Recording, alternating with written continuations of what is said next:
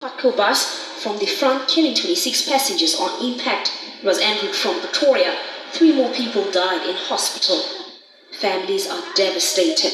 It's really disappointing because of the deceased. She left 2 sons and 1 daughter, and the other son is disabled, and their father is already passed.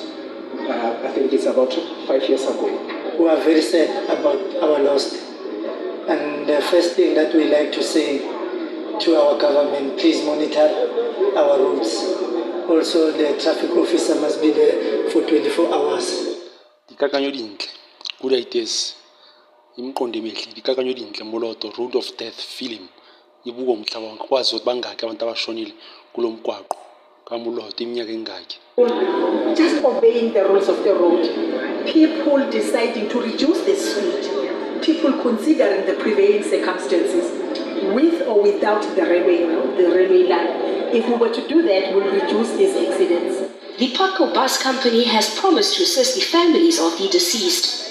It is no time for us to be apportioning blame to anybody. We are leaving all this to the authorities to unfathom. What is important at this time is to work together with the authorities, cooperate with them, cooperate with the bereaved families, and make it easy for them to accept the great loss. Kwazi umhlaba wonke ngoba angithi bekuhlezi ukubhalwa nje amafilimu ungakazalwa ngesikhathi sobandlululo apartheid. Amafilimu afana no Dry White Season, Cry the Beloved Country, Cry Freedom. Amafilimu abebhalwa ngabantu abafana no Steve Biko, abantu abashona ngoba bilisana nobandlululo. Umhlaba wonke uyamazi uTata uBiko washona ngingakazalwa nokuzala. So neSoweto uprising 1976 yaduma umhlaba wonke. Sharpeville 1960 lapho washona khona abantu abasizana yaduma umhlaba wonke. Kodwa iSoweto yahamba phambili ngoba bekushona ama-teenager, ingane ezayifunda inkolo balisana ne-apartheid. Kwezinye indawo kuthiwa kushona abawu-176, kwezinye kuthiwa 700, kodwa yaduma kakhulu ngoba baphela abantu iSoweto ingakho iduma umhlaba wonke. So mhlawumbe kungaba umqondo omuhle ukuthi kubebhalwe ifilimu yeMoloto, Road of Death, ibuka umhlaba wonke. Khona nje izolokhu inakiwe noma ngabe kuthiwa ujantshi usufakiwe, kodwa bazokwenza sure ukuthi sesimene sekahle ngoba swazi mhlawumbe sekwaba i-heritage site. Mina ngiqonda ukuthi kungaba umqondo omuhle kube uMoloto, Road of Death ngoba phelile abantu. Akusizi futhi nakhona ukwenza ithembiso ongayifezi. Lethi simuthembisa abantu okungifeza nje ogodwa ongalokhu uthembisa okungabonakala ukuthi ngempela nje uMoloto, Road of Death film. Just tell us, or actually just recap this terribly tragic story. What happened and how this accident claimed so many lives? Yes, as you know, the Moloto Road is a very notorious road. We've seen a lot of accidents on this road over the years. The accident happened just after 8 o'clock yesterday evening. We understand that a truck was trying to overtake a stationary truck on that road, and when it overtook it, collided head-on with a bus coming from the direction Pretoria. Unfortunately, 29 people died in that accident.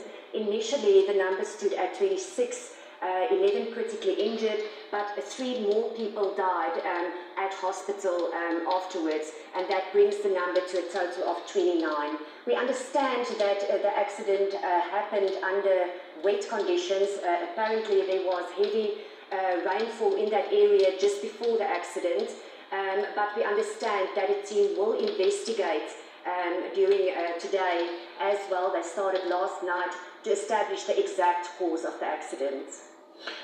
Sandra, do we have any idea today on the condition of those in hospital and the exact number of those that are in critical condition and then those who are about to be discharged?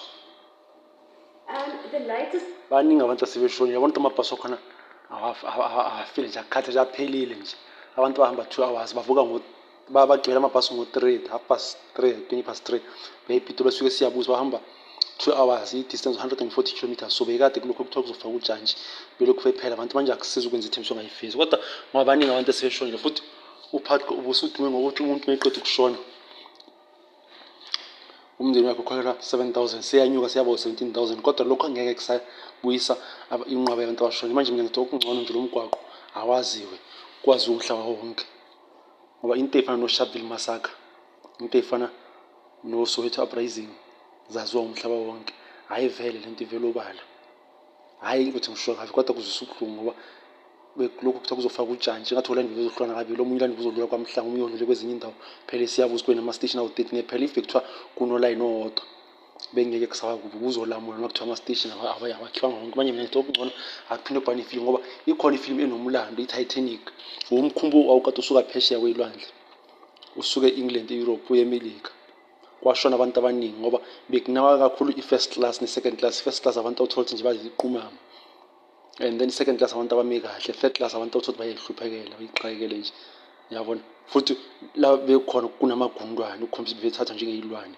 Manje mina ngithi nje ngoba i-Titanic yadala ukuthi kuphoqeleke ukuthi njalo uma ngabe imikhumbi ihamba nje ihamba amazwe kube nemikhumbi nje emncane, uma uthola ukuthi kuvela ingozi kube ne-option yokuthi umuntu angene kumkhumbi omncane. Futhi abantu abagadile kodwa ayikho ingozi baphathe iy'popoli zingalokhu zifihlekile babone kusakude bakwazi ukuxhumana. So mina ngibona ukuthi The Rule of Death fanele kube yifilimu yaziwa umhlaba wonke. Indlela mina ngibona ngazo ngicabanga kodwa mina ngibona ukuthi kuyisu elihle.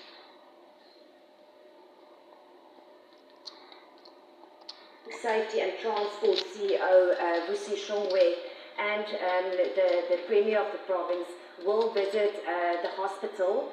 They will also have a meeting with all the stakeholders involved, including PATCO, the owner of the bus, the PATCO bus company, as well as the owner of the truck, we understand. And then they will also meet the families there. Of course, they have the horrible task this morning to identify their next of kin. They will be there to support those families and also to have discussions with all the stakeholders. Kungasala sekuba i-heritage site, ungagcine lapho kube i-heritage site ngoba abaningi usudume kakhulu, usudume ngegama eliyo. So hayi vele ibe i-heritage site kufika ama-tourist. So kuzodinga sekuphoqa ukuthi i-airport yaseMpumalanga eMbombela Kruger Mpumalanga International kufika ama-tourist azofuna ukubona ubulodo. Umgwaqo waduma kakhulu kuzoyiwe ngisho nasemothweni labagcwele khona.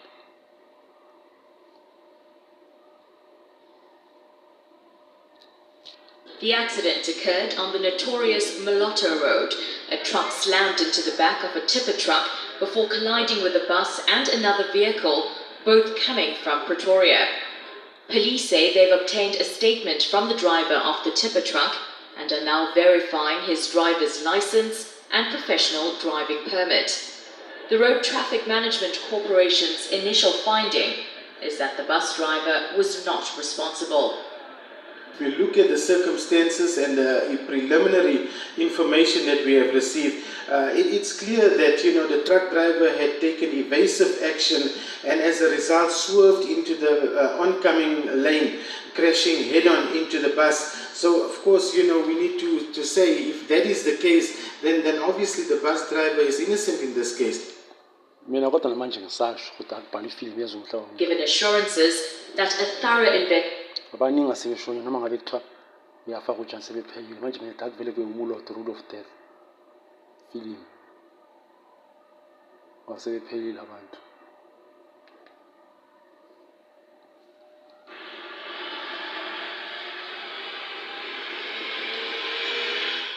This is the scene of the deadly PATCO bus crash where 29 people were killed on Monday evening here on Moloto Road. Officials have confirmed that one person has died and the death toll has increased to 30. A few kilometers from here, a meeting was held between government officials and families to discuss burial arrangements. We have agreed on the memorial service to be on Friday 10 o'clock, and the mass funeral we also agreed on that it will take place on Sunday. Ukuthi abantu bakhala kanjani, ayidume nje umhlaba wonke izophoqa abantu balokhu befika befikile.